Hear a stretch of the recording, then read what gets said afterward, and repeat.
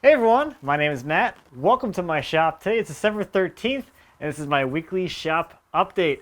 So it's been kind of a odd week for me this week. Our nanny's on vacation, so I've been, I guess, on vacation as well, watching my kids for the last few days, which has been, it's been nice. Just kind of hanging out with them, not doing any work. I don't take many days off, so that was kind of nice just to do that. So not a whole lot to really update you on this week. I did spend some time earlier this week working on the backstory video. So here in the shop I have one of my first projects. This is the first solid wood project that I ever did. Little mission style coffee table. It's all mortise and tenons.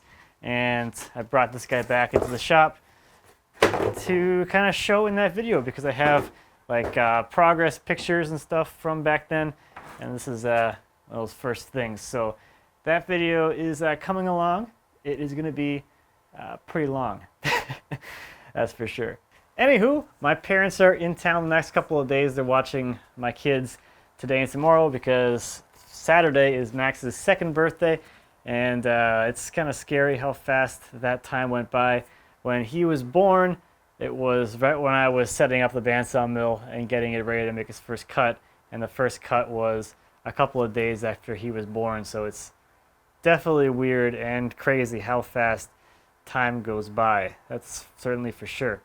So the other thing I've been kind of, muddling around in my head is the next project, the hand tool cabinet.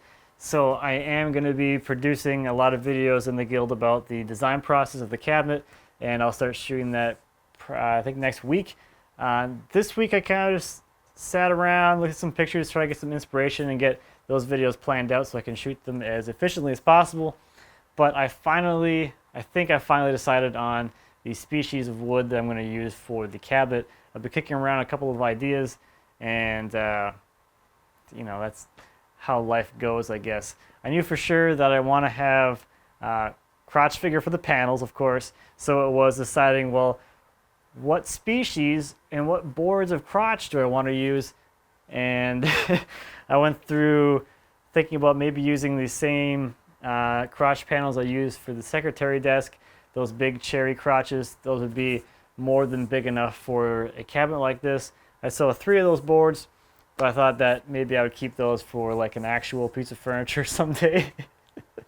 And I kind of went from there, just kind of playing around with ideas in my mind. I do have some birch crotches that I cut on the bandsaw mill a couple of years ago.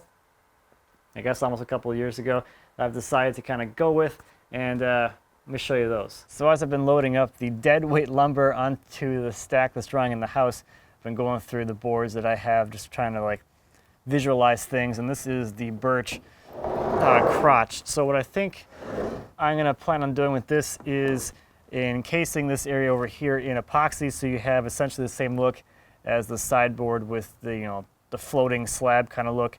I think they'll look pretty cool, and that'll give me the width that I need for those panels. So once I picked this, I kind of thought about, well, what do I want the actual case to be made out of? And I thought a contrasting would be nice. I started with cherry, thinking that might be nice, but I thought that might be a little too dark. Then I thought maybe a walnut, and I'm like, that's a little too dark as well, or even more too dark. So I kind of landed on this elm. So this has a nice kind of purple look to it.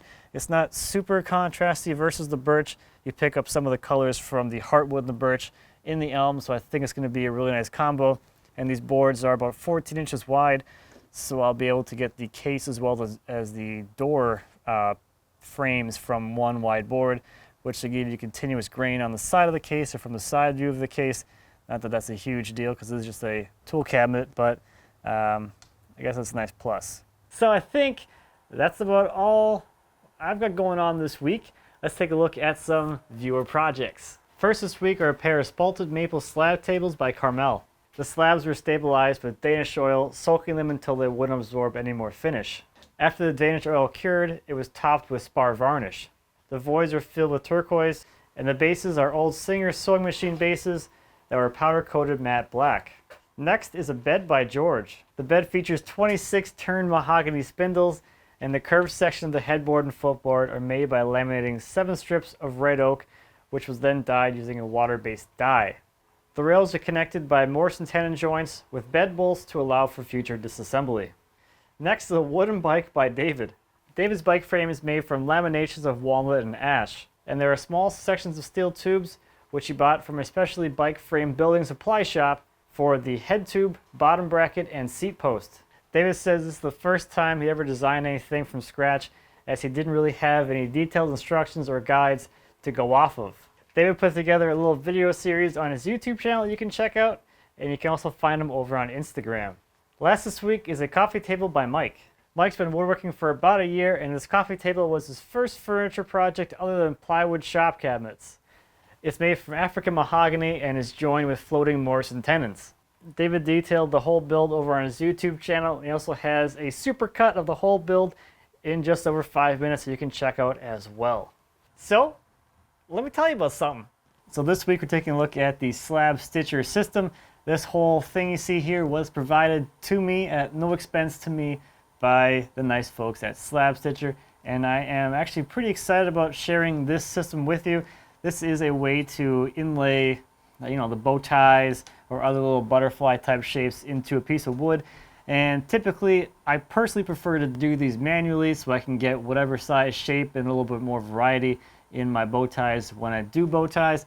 But I know that's something that not everybody is interested in, and maybe they want a more power tool based approach to do this, and this makes that process super easy. So we're going to go through and do a little demo here. I haven't actually used this yet, so we'll see how it goes, first time getting into it. So let's take a look, I guess. So the system is based around this backing plate, and this allows you to swap out different inserts for the shape and size of inlay that you want to do.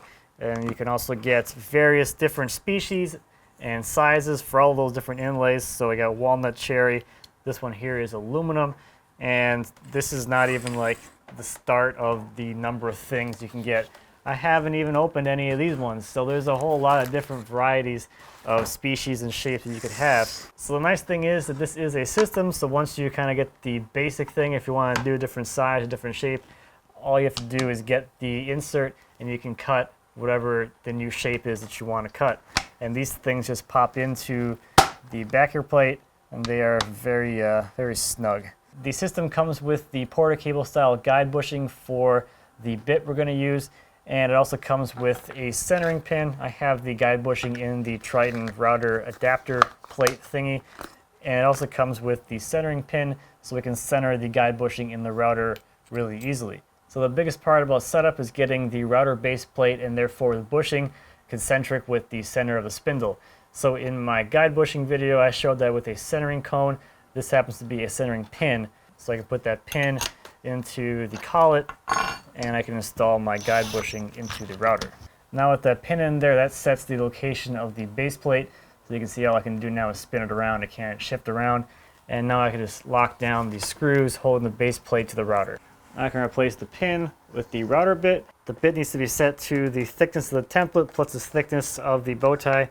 So I just have these guys on here like this. And now the bit needs to come flush with the top of the template. So for this demo, I think I'm going to do one of these curved guys, since that's probably not something I would attempt to do manually. So all I need to do is set the template where I want the bow tie to be, clamp it down, and route out the waist.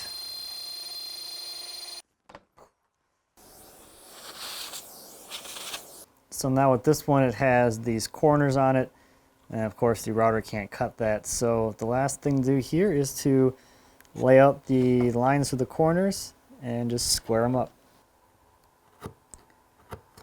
So this thing is ready to go in, and these have a top and bottom, so the sides are actually tapered, so as you put them in they get tighter. The bottom is indicated by a line here, and because I know my chiseling isn't perfect down the corners, I'm going to knock off the underside of the corners on this guy. Just in case, well, I already know there's material down there at the bottom of the mortise that would interfere with the fit there. Let's get this thing in here.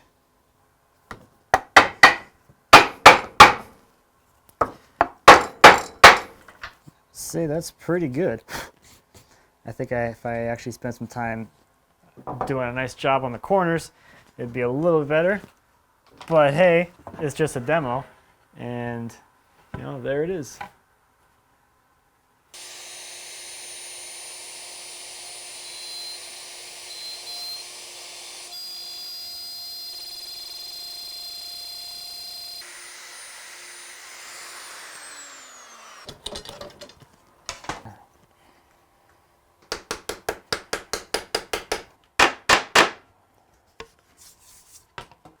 Oh man, that is it's ridiculous. So as I mentioned last week, I do hope to have one of these let me tell you about something every week, but maybe not every week. We'll see. If you have any suggestions or things you want to see, please let me know. I'll do my best to make those happen. But I think that's about all I have for this week. Thank you as always for watching. I greatly appreciate it. If you have any questions or comments on anything I talked about today or anything here in my shop, please feel free to leave me a comment. As always, I'll be happy to answer any questions you might have. And until next time, happy woodworking.